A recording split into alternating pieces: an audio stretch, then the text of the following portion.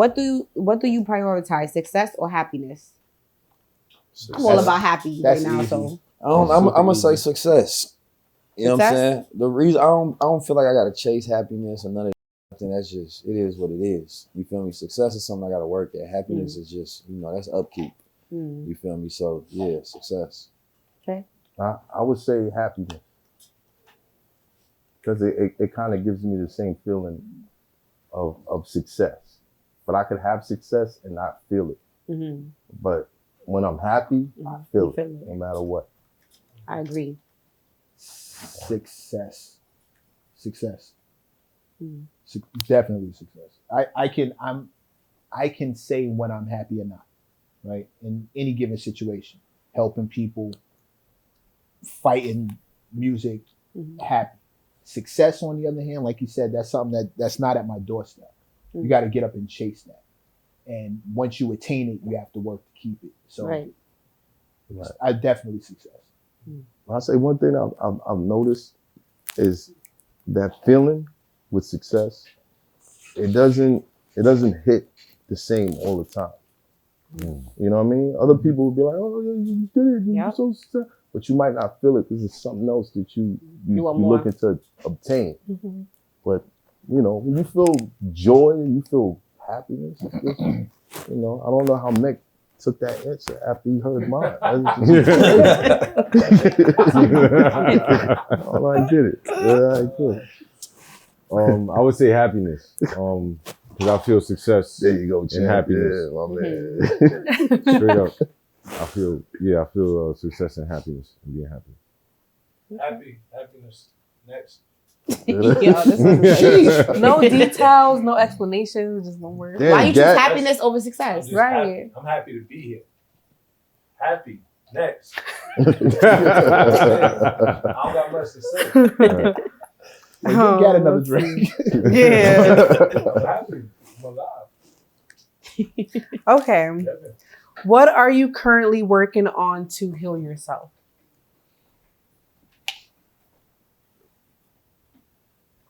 I think just studying my past and my shadow self.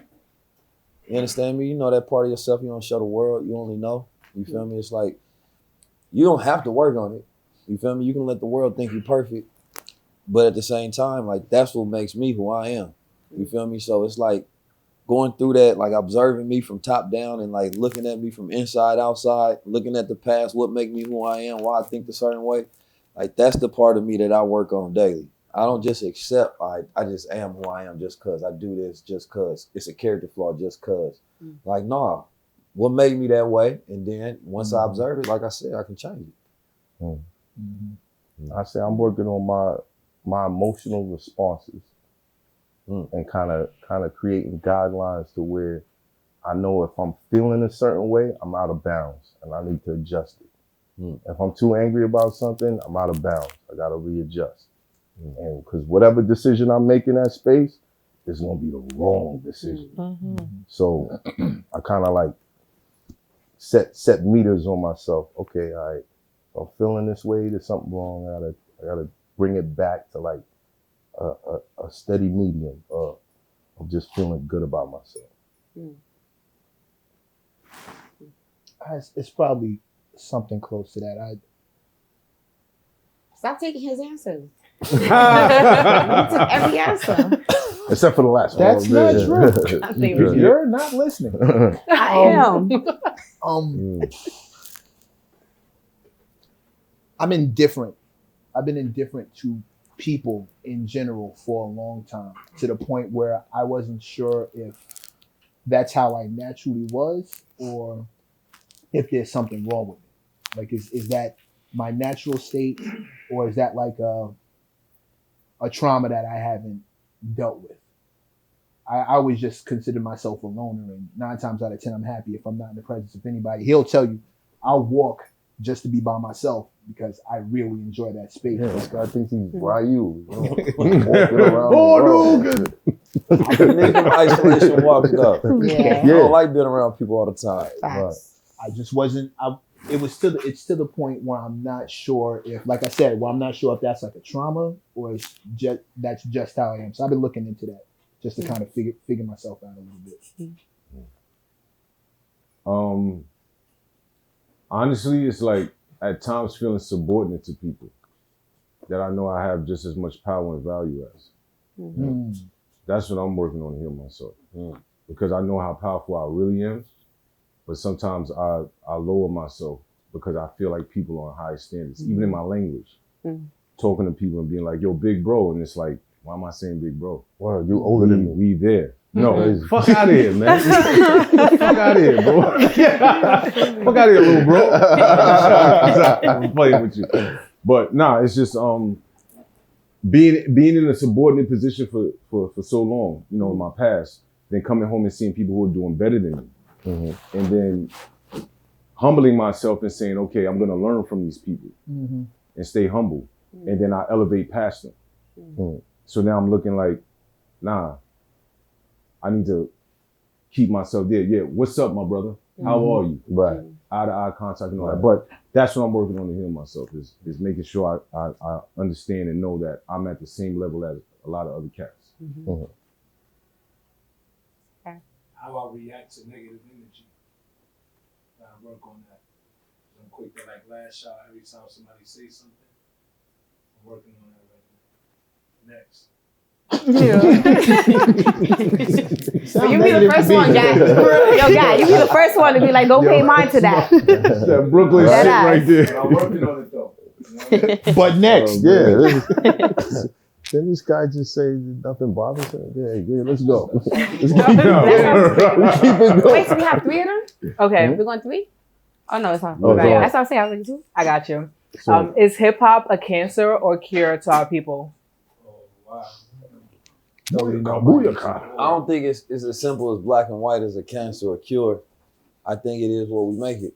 You understand me? I think hip hop is what the dominant frequency is at the time, right? Because there's an aspect of hip hop that's a cure, and then there's an aspect of hip hop that's a cancer. But once a cancer set in, you know, it's hard to get it out. You got to change everything about yourself in order to cure that cancer. And so I feel like, you know, hip hop can be whatever we need it to be, but we have to decide to take it from the dominant frequency of it being a cancer, right, and to changing it to being like the cure. And that's literally like music is vibration, it's frequency. So it can be toxic, or it can be something, if I listen to this, like, no, this the vibration I want to be on for the rest of life. You understand me? So you got the Lauryn Hill and you got the modern day. You feel me? And so you get to choose. So yeah, it can be both. I agree with that. I would say primarily it's a cure, because we created something out of nothing, and it's created so many black millionaires that's helping our culture and success in itself, or us just seeing ourselves successful. Somebody that looks like you, somebody that has the same skin tone as you, being successful. But in the same way that you can use a gun to protect your family, you also use it to hurt somebody who don't deserve it. So we need to figure out how to stop hurting people that don't deserve it and building our own, you know what I mean? And then to add on that, I would say, like, you got hip hop, then you got the business of hip hop. And I think business and hip hop is what made hip hop a cancer. You know what I'm saying? Because it's like the industry, and then the pure form of like hip hop was a cure. It was literally like created to fight against the system. Right. And this is what it became. But it's the business of hip hop that needs to change, because that part of it corrupts everything else. I agree with that. I agree to an extent. The music industry has always been the music industry before, during hip hop. Before the creation of hip hop, the music business was the music business. It's as corrupt as it's ever going to be, and it's only as corrupt as the person who's, like Matt said, controlling it. Hip hop is a culture. Culture reflects people. If we're sick, so will the culture. If we're well, so will the culture. When we have Public Enemy talking about eat right, live healthy, fight the power, that's where we were. When we start talking about, you know, Molly Percocet, that's where we are. So it's really just a reflection of who we are. We can take it it can go in either direction, but it's up to us. It's really who we are at the time. Bro, I'm trying to get Future on the show, man. Come on. I just plugged the song. He said it just like the song I just too. plugged the song. It should be just Molly Percocet. He said it just like it. Yeah. I've heard the song. What you want me to do? It's really not that complicated to memorize. I feel like hip hop is a cure because of how it makes you feel. I'm all about feeling, vibration, energy. So, I mean, regardless, I mean, a lot of times it was negative. A lot of negative things happen from listening to hip hop, unfortunately. But for the most part, in my personal opinion, it always made me feel good. Always put me in the right place that I needed to be. So I feel like hip hop is a cure. It depends on what you was listening to, though, right? I'm with Champ on that one. Everything.